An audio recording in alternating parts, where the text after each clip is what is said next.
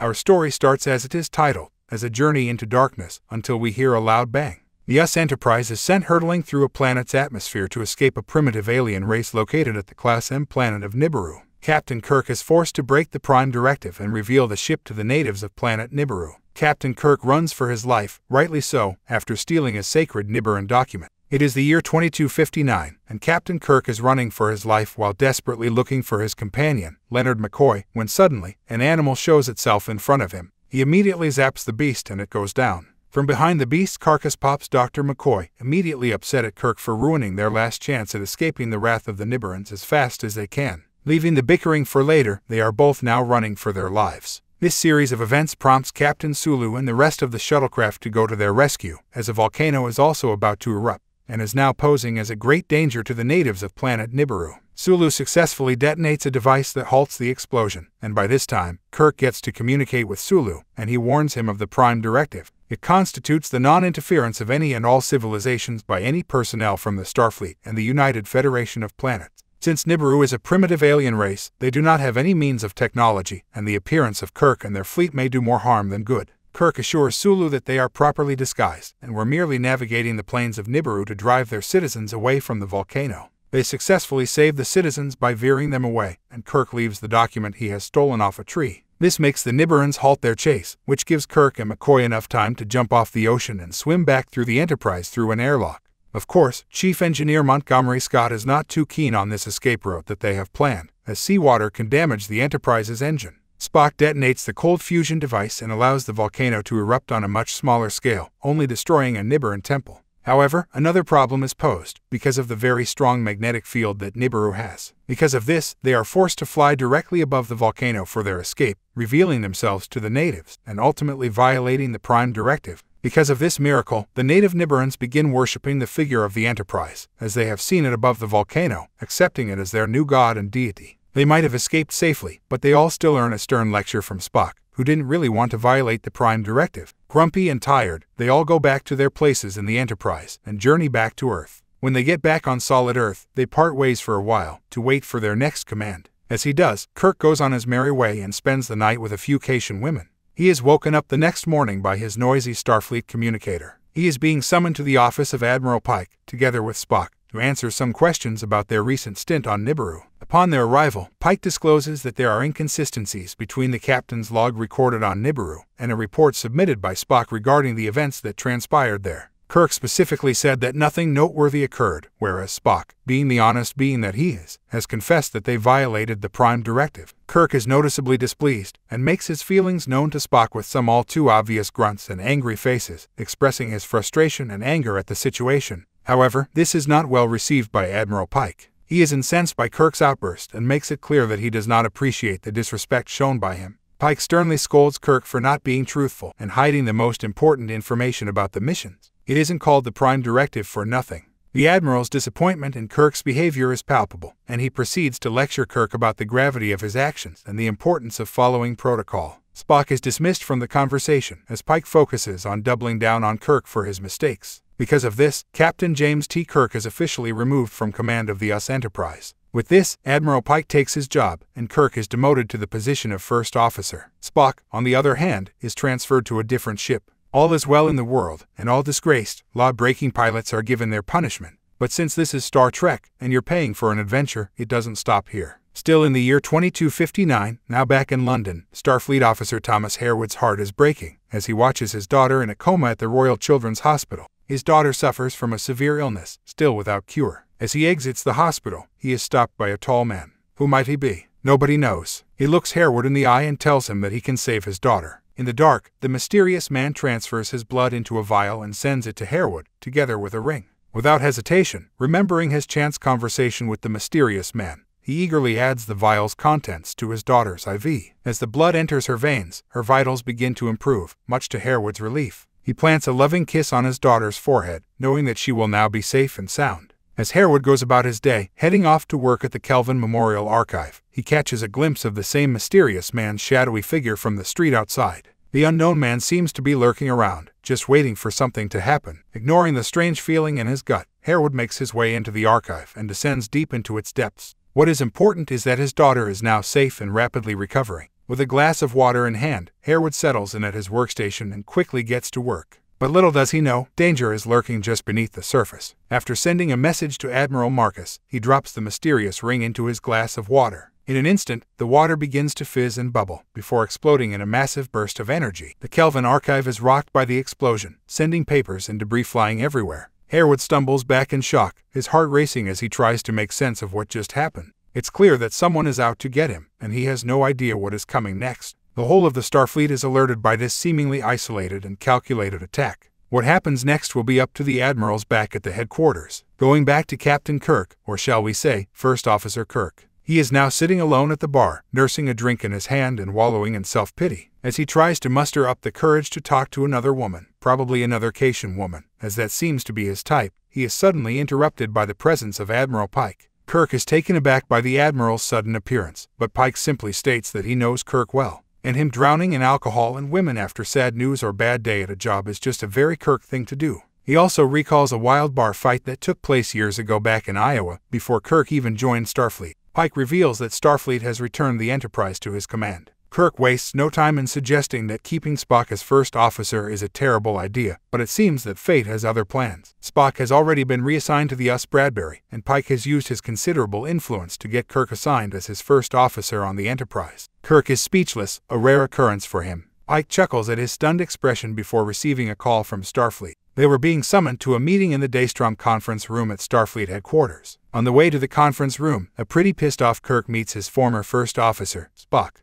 They butt heads and tell each other about their demotion. Spock, on his part, is relieved that it's not harsher than what he had imagined. However, Kirk is still pretty upset at his betrayal. Admitting some of his mistakes, but not giving up on the being honest bit, Spock tells Kirk that it would have been better if he'd told him beforehand that he would make an honest report about the Nibiru incident. They've been on a lot of missions together, and quite frankly, they will really miss each other now that they'll be working on different starships. Once the conference starts, everyone is set on listening to the harrowing news about the London incident. Admiral Marcus opens up the meeting and reads the message he has received from Harewood, a confession about what happened, and the person behind the attack. The mysterious tall man is John Harrison, a former Starfleet officer gone rogue. They continue on by reviewing footage from the explosion and the scene of the crime, which took the lives of 42 people in an instant. Spock and Kirk go on to huddle and talk about the pictures in whispers, noticing Harrison with a suspicious bag in all of the photos. Their conversation piques the interest of the conference, and they are asked what they want to say about the attack. Kirk wants to point out why on earth John Harrison would target such a small facility, and just a small archive at that. He tells the conference that John Harrison might know much more than they think, and thought that this kind of attack would harbor such a meeting. Kirk would go on to expound about his point, but he is immediately interrupted by targeted attacks by a jumpship outside of the conference room, firing viciously at the officers. This attack quickly claims the life of Captain Abbott and other members of the meeting. The rest all take cover, and the personnel ready themselves to enter into attack mode. Kirk takes up arms and fires back at the rogue jumpship. As he goes on the offensive, the jumpship fires another fatal attack, and Admiral Pike gets wounded. As Admiral Pike bleeds out, Spock pulls him to safety and performs a mind meld with him. Kirk arrives a little too late to their side. He sees him, and is devastated at his mentor's passing. As expected, all of the attacks, including this one, were premeditated by the one and only John Harrison, who escapes unscathed and materializes on a faraway planet, finally revealing his face. Kirk is still inconsolable, but still manages to get up, to seek justice for his fallen mentor. While at his apartment, he receives a call from Spock. They are investigating the conference room that was attacked, and also the wreckage of Harrison's jumpship. They found a portable transwarp beaming device. This hints at the possibility that Harrison is still alive, and possibly spreading his evil across any and all other planets. Upon checking the beaming device, they find out that the location that he escaped to is somewhere that they cannot easily warp into, the planet Con-OS. They meet back up at the Starfleet headquarters, and tell Admiral Marcus that Harrison is taking his time camping on the Klingon planet, Con-OS. Upon hearing this, Marcus confirms what he has been fearing all this time, that the war with the Klingons is afoot. He now confronts Kirk and Spock about the true objective of John Harrison, and Kirk says he is not afraid of going after him. Admiral Marcus is in agreement, and wants to be prepared just in case this escalates more. He arms Kirk with new long-range torpedoes, and gives him back the command of the US Enterprise. With that, just like old times, Kirk requests Spock to be his first officer. While getting ready to leave for the Enterprise, Spock expresses his concerns to Kirk about eliminating Harrison without a trial, a fate that Kirk is hell-bent on sealing. It's rightfully brought about by his extreme hunger for justice, and to seek revenge for his fallen mentor, Admiral Pike. Spock, being the just and honest one, urges him to take some time to rethink the situation. He thinks that maybe the travel time to Con-OS might help in rethinking his decisions in life. During their journey, Dr. McCoy joins them and reminds Kirk of his missed checkup, which he takes care of on the shuttle. They are later joined by Dr. Carol Wallace, a weapons expert assigned to the Enterprise by Admiral Marcus as an additional science officer. Spock is uneasy about this sudden change, since Dr. Carol Wallace is a new face for him, but Kirk welcomes the extra assistant. Once they arrive on the Enterprise, Spock rushes to the bridge, while Kirk talks to Scott in engineering. There, he learns that Scott is reluctant to allow the new photon torpedoes on board, as he cannot examine the shielded devices, and the Section 31 personnel refuse to disclose the type of fuel used or provide detailed schematics. The torpedoes provided by Admiral Marcus are a great advantage, but they are something all too new to them, and mistakes using these can cause unnecessary collateral damage. He does not want to risk firing unknown weapons near the warp core, as any instability could cause a disaster and endanger the lives of everyone aboard. Scott is also upset that his transwarp equation was taken by Starfleet Command, which eventually ended up in the hands of Harrison for his nefarious purposes. This fuels his desire to make this mission a success. However, despite Scott's concerns, Kirk insists that the torpedoes be loaded, causing Scott and Keenser to resign. Pretty pissed off, but still adamant, Scott repeats his plea and implores Kirk not to use the torpedoes. Meanwhile, Kirk discusses the recent events with Uhura while riding in a turbolift on the way to the bridge. He shares his concerns about Scott's resignation and his issues with Spock. Uhura reveals that she and Spock have also been having problems lately. They arrive on the bridge, where Kirk promotes Pavel Chekhov to chief engineer and instructs him to go to engineering. They are headed to Con-OS to capture John Harrison and plan to use the missiles only if necessary. Spock agrees to accompany Kirk on the mission. However, chaos ensues before they can reach Con-OS, as the ship abruptly drops out of warp due to a coolant leak in the warp core. They are still 20 minutes away from their destination, so Kirk appoints Sulu as the acting captain and recruits Uhura and Spock to join him on the mission. They take a vehicle they confiscated earlier and disguise themselves to avoid starting a war. Chekhov promises to do his best to fix the engines before they return. Without Scott around, though, they are blind as to how the engine's nitty-gritty works and are now starting at a disadvantage. Meanwhile, Kirk drives their vehicle towards Harrison's location, while Sulu sends a message demanding Harrison's surrender within 2 minutes. Dr. McCoy is impressed by Sulu's assertiveness and jokes something along the lines of reminding him never to piss off Sulu. During the flight through Con-OS's atmosphere, Uhura and Spock argue, much to Kirk's dismay. Uhura is upset with Spock's emotional detachment, especially after the events on Nibiru, and tells him that Kirk feels the same. Spock tries to explain that he has not changed, and that his feelings for Uhura are still strong.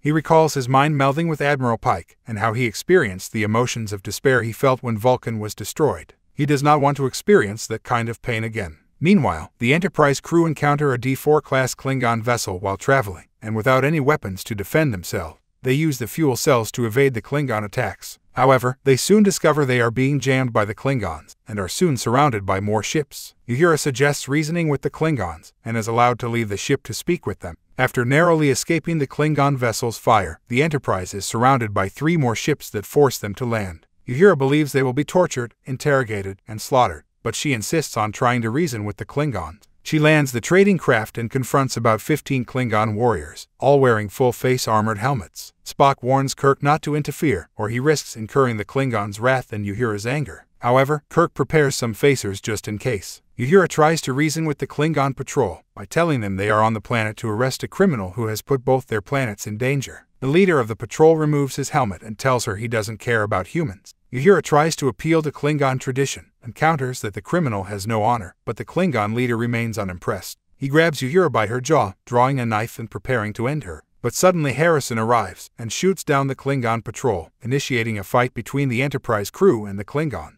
Harrison proves to be skilled with weapons and hand-to-hand combat, and slaughters all the Klingons. He then surrenders when asked about the advanced torpedoes they possess. Now this is where we plunge into the darkness, for real. Dr. Leonard McCoy and Dr. Carol Marcus heed Harrison's call to open one of the torpedoes, only to find that they contain cryogenically frozen humans. But wait, there's more. Harrison is not who he seems to be, revealing himself to be none other than Khan Noonien Singh. He's a genetically engineered superhuman, who was awakened by Admiral Marcus from centuries of sleep and forced to develop advanced weapons. And that's not all. Marcus has a sinister plan up his sleeve, sabotaging the Enterprise's warp drive and intending for the Klingons to destroy the ship after it fires on Kronos, which would spark a war with the Klingon Empire. All this time, Admiral Marcus was the treacherous one, and Khan is just out here looking out for his people. Khan gives Kirk a set of coordinates, which leads Scott to discover a covert Starfleet facility. However, the Enterprise is intercepted by a much larger Starfleet warship, the US Vengeance, commanded by Admiral Marcus himself. The treacherous Admiral Marcus demands that Kirk deliver Khan, but instead, the Enterprise flees to Earth in an effort to expose him.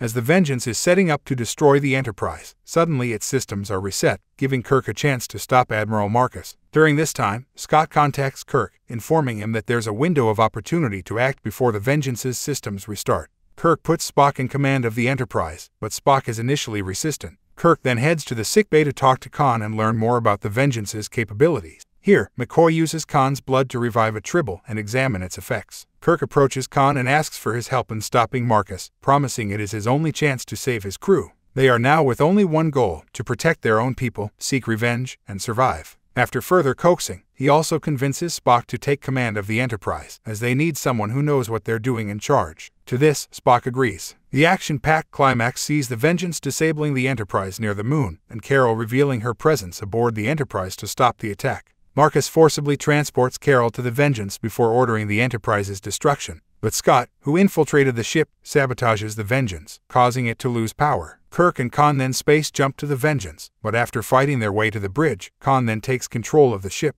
It is here that he demands Spock to return his frozen crew in exchange for the Enterprise officers. They might have had a common goal earlier in bringing down Admiral Marcus, but now they are right back to where they started. Things get even crazier when both starships are caught in Earth's gravity, plummeting towards the surface. Kirk sacrifices himself to save the Enterprise, while Khan crashes the Vengeance into downtown San Francisco in an attempt to destroy Starfleet headquarters. The Vengeance ends up crashing into Alcatraz, skims over San Francisco Bay, and plows through the city, causing destruction in its path. As this happens, Spock returns to the bridge and instructs Sulu and Chekhov to locate Khan, believing that he may survive the crash. They find him with sensors, but it's impossible to beam him up due to interference. Spock decides to beam down to Earth to confront Khan. In the midst of the chaos at Starfleet, Spock pursues Khan, and they end up fighting on top of a moving garbage barge after Khan takes Spock's phaser. Spock goes out on a rage fight, knowing what Khan did to his longtime friend and captain. Spock and Khan engage in a fierce battle, with neither gaining an advantage. Khan attempts to escape by jumping to another garbage barge, but Spock follows, proving to be just as physically capable as Khan.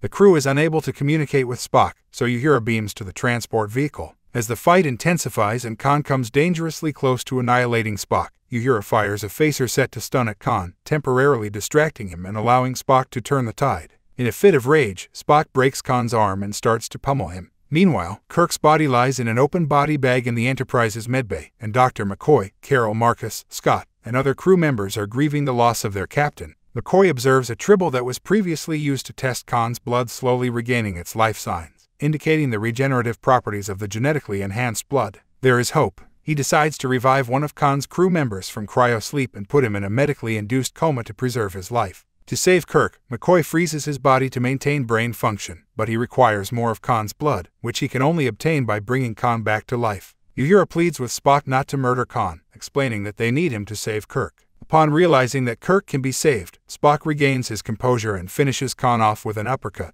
rendering him unconscious. In the end, Kirk is revived by Khan's blood, and Khan is sealed in his cryogenic pod and stored with his compatriots. A year after his recovery, Kirk is now fully healed. He speaks at the rechristening ceremony for the rebuilt US Enterprise, emphasizing that Starfleet must not be distracted from their true purpose of exploration by their enemies. Shortly thereafter, Kirk returns to the Enterprise, finding everything in order for their upcoming 5-year mission in deep space. He relieves Sulu of his role as captain, with Sulu admitting that he finds the power of command to be addictive. Dr. McCoy expresses concern about the mission's duration, but Scott reports that the engines are working perfectly and the ship is prepared for a long voyage. Kirk welcomes Carol Marcus as part of the crew and family. Spock trusts in Kirk's judgment on where to begin their exploration, and Kirk orders Sulu to depart with the ship.